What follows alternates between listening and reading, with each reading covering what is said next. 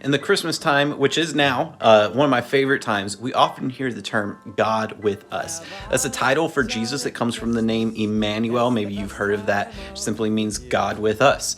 And so, what does it mean for God to be with us? We talk about how Jesus took on human form. That's how he is with us partially.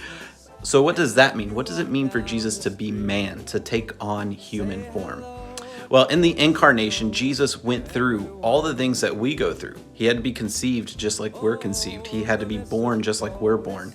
He had to learn how to crawl, how to walk, how to speak. And as weird as it sounds, he had to learn how to use the bathroom properly. He had to be potty trained, just like you and I have to be potty trained. And so Jesus went through all those things just like we do. He had to learn, he had to grow physically and mentally. In fact, Luke sums up his teenage years and his 20s by saying that he grew in wisdom and in stature because Jesus indeed did have to learn. And so because of that, he's able to sympathize with us. He was tempted just like we are.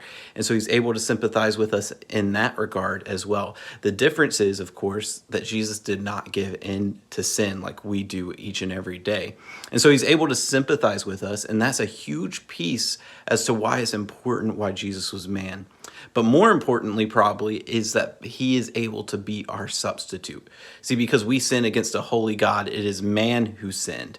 And so man must pay that sin. And so Jesus is able to be a perfect and holy substitute to God because Jesus indeed was man. And so he's able to pay man's punishment. So we can praise God knowing that even though he is God, he sent himself, he sent his son to come in the form of man, to atone for us and to be able to sympathize with us.